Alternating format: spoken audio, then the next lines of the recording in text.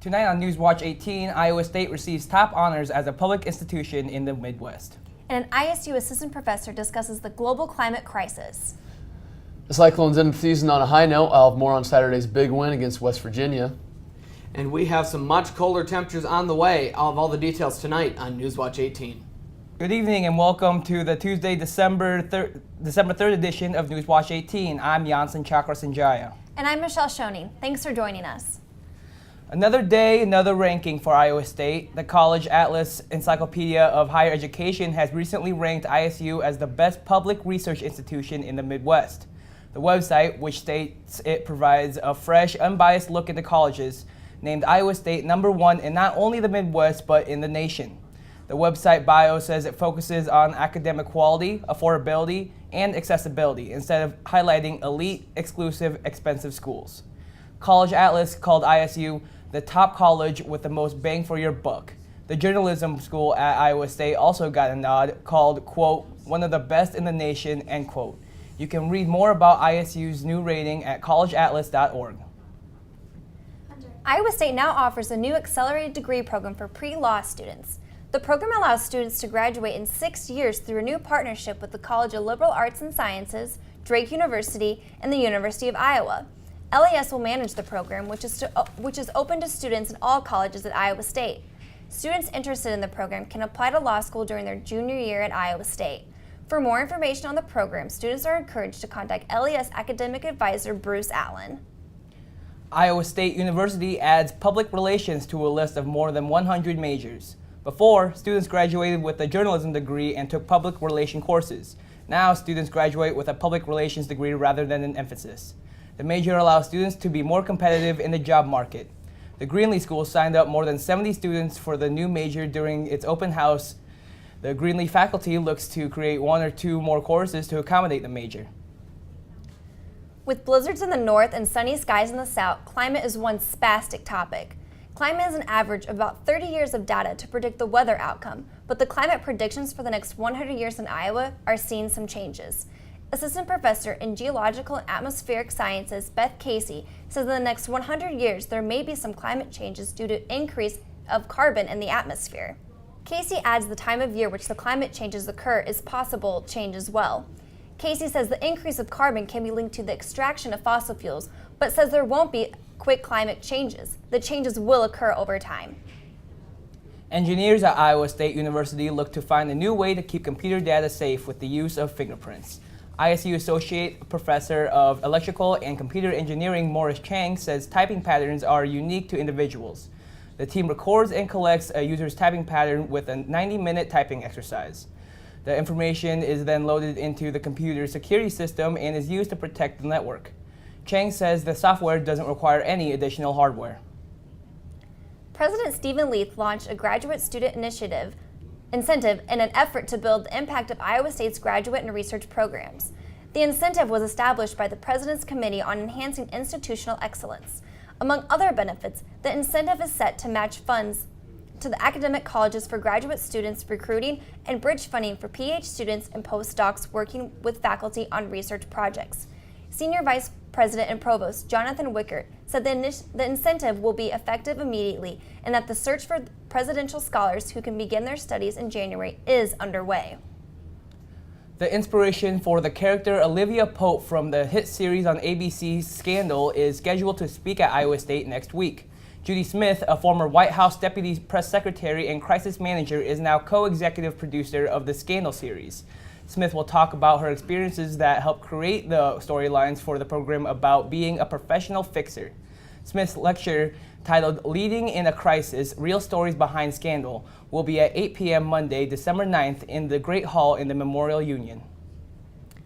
Iowa Democratic State Representative Tyler Olson announced he will still be running for governor in 2014, even though he will be separating from his wife. Olson stated he will reduce campaigning for the rest of the year as his children adjust to new family dynamics. Olson believes the decision to continue his run is complex, but will resume a full campaign after the holidays. Divorce proceedings between Olson and his wife, Sarah, are underway. The two met while volunteering on the campaign of a local legislative candidate in Cedar Rapids and married during Olson's Iowa House campaign. And now we're joined by Hunter at the news desk. Hunter, what's going on in Cyclone sports? Well, the Cyclone football team finished the season, but men and women's basketball is in full swing. I'll have more on that after the break. Don't go anywhere. You're watching Newswatch 18.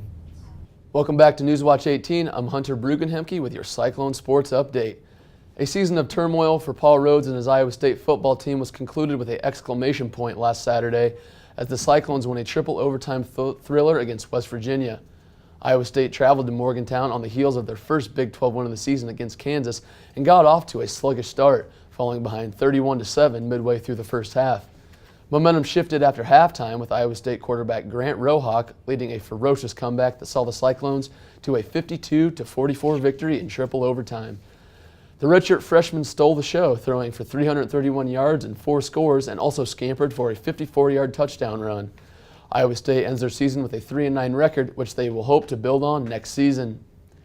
The Iowa State men's basketball team put its unblemished record to the test against Auburn last night and cruised past the Tigers 99-70 at Hilton Coliseum. The contest was never in doubt as the Cyclones jumped all over the opposition. Dustin Hogue had his coming out party as the junior poured in a career-high 22 points to go along with 16 rebounds.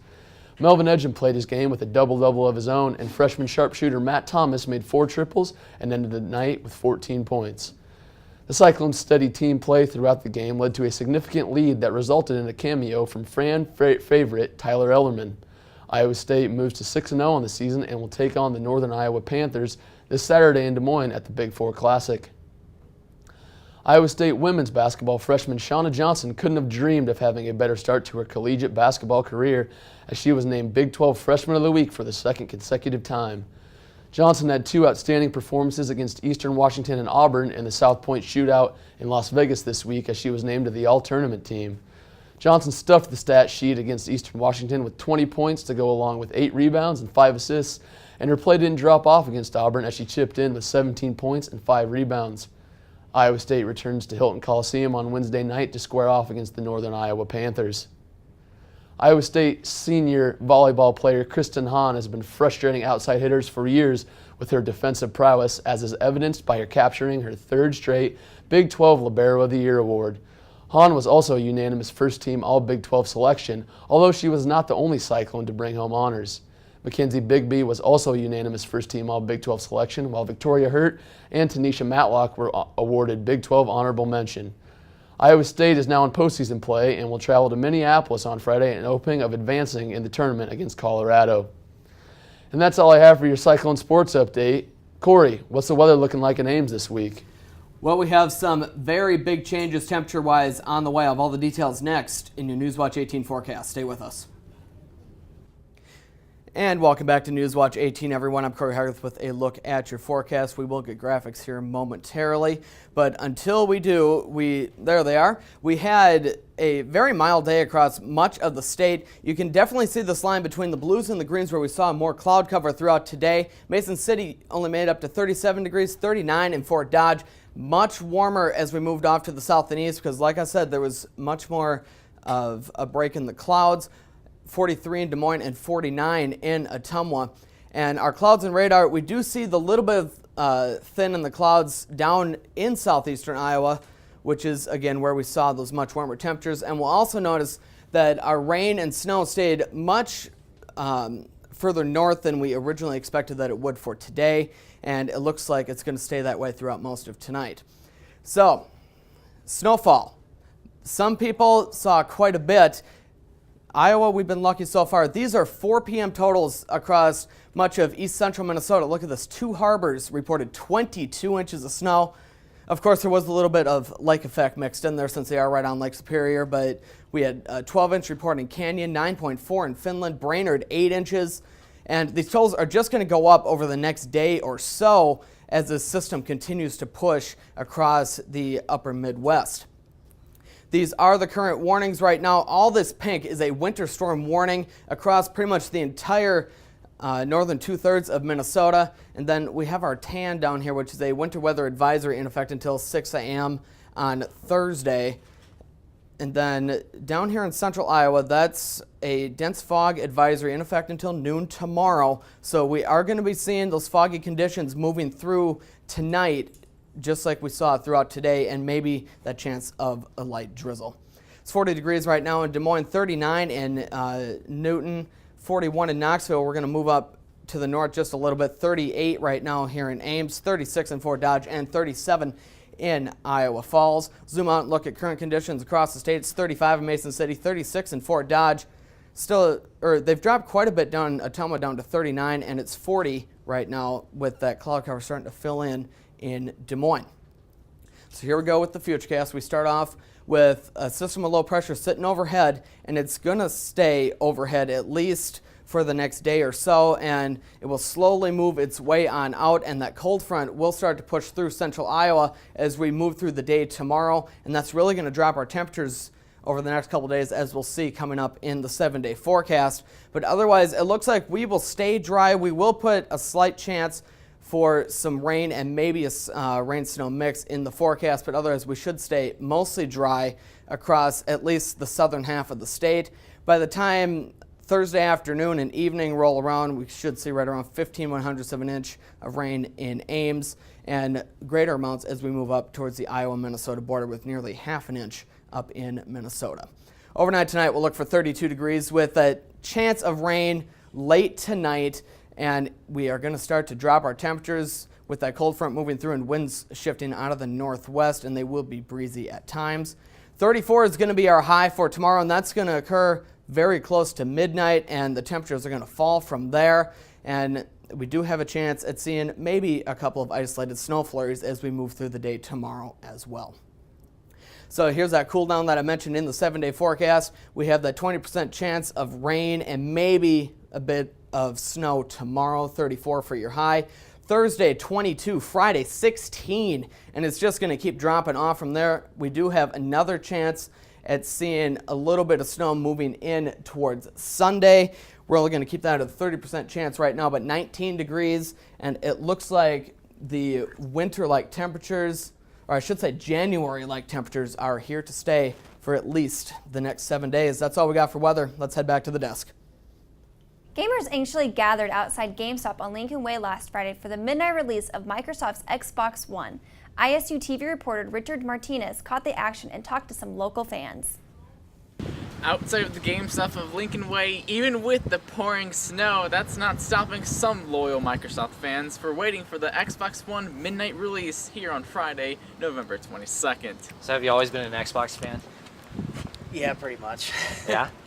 Yeah. Does it go back to the original Xbox? It does. Got hooked playing Halo 2 and haven't looked back since. I am an Xbox fan, and now, of course, I have to get the Xbox One, so I have to decide if it's better than the PS4. My fiance's currently getting the Xbox One, so we'll see. We had some extra money to spare, so. He said that he got all of them but 2. Yeah, and I'm not exactly sure which ones he didn't get. He has lots and lots of games. Tonight I'm getting Battlefield 4 and Rise Son of Rome. I like that it's always online.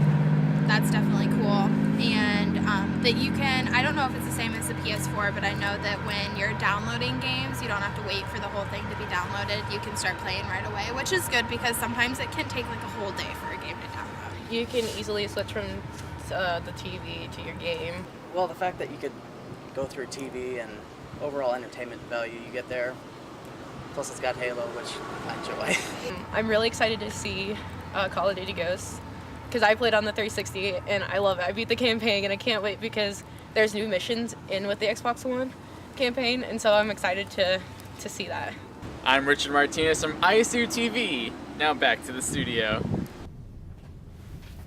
And that's all we have for this edition of Newswatch 18. Tune in on Thursday for more news, weather, and sports. Have a great week, Cyclones.